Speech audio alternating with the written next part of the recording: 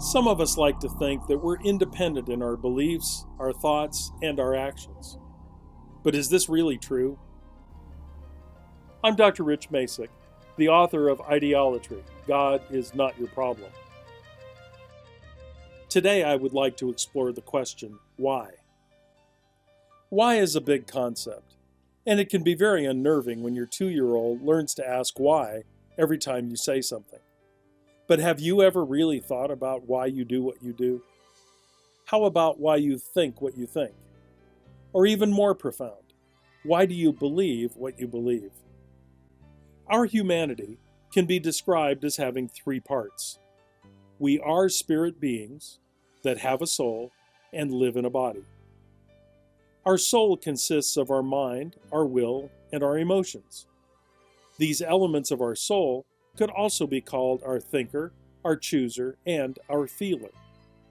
The circumstances of our environment, or our life filters, might have a great deal of influence on these parts of our being.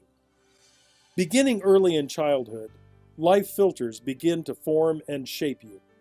Where you were born, the presence or absence of parents, the presence or absence of siblings, the influence of peers, and the religious culture in which you were raised are just a few of these dynamic factors. All of these and more have a great effect upon our physical lives, but they also affect the development of our spirits. As we go through life, we accumulate a lot of internal stuff.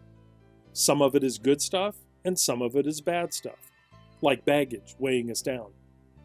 But the sum total of all of it is who we are, and it also leads us on to who we will become. We observe what is going on in our environment, and we learn from those observations.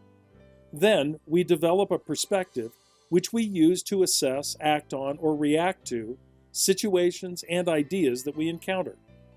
Our perspective also leads us to conclusions that create a reality that we call our own, and this reality becomes our version of truth.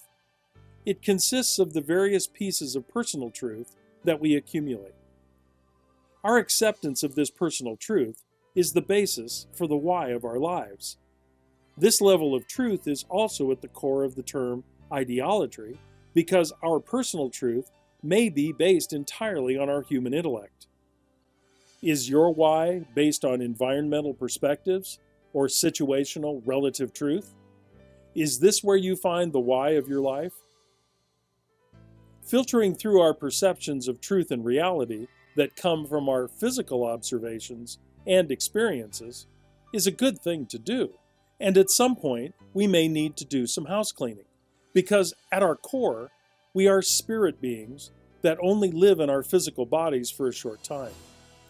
Our physical reality is what we generally accept as truth, but it may not be based on actual truth, because there is a higher level of truth that God reveals to us in the Bible. God's Word provides us a way to do our house cleaning and gain a different perspective of what truth is.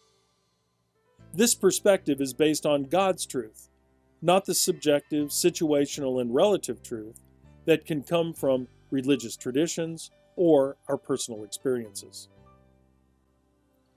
My book, Ideolatry, God is Not Your Problem, The Character and Nature of God, was designed to help you see your why based on God's absolute truth and not on your own subjective version of truth. God makes it plain to us in the book of Isaiah, chapter 55, verses 8 and 9, when he says, "For my thoughts are not your thoughts, neither are your ways my ways, saith the Lord. For as the heavens are higher than the earth, so are my ways higher than your ways, and my thoughts than your thoughts." I invite you to read Ideolatry and gain a deeper understanding of God's truth through His Word. Check it out at ideolatry.com, where you can read my blog and download a free chapter.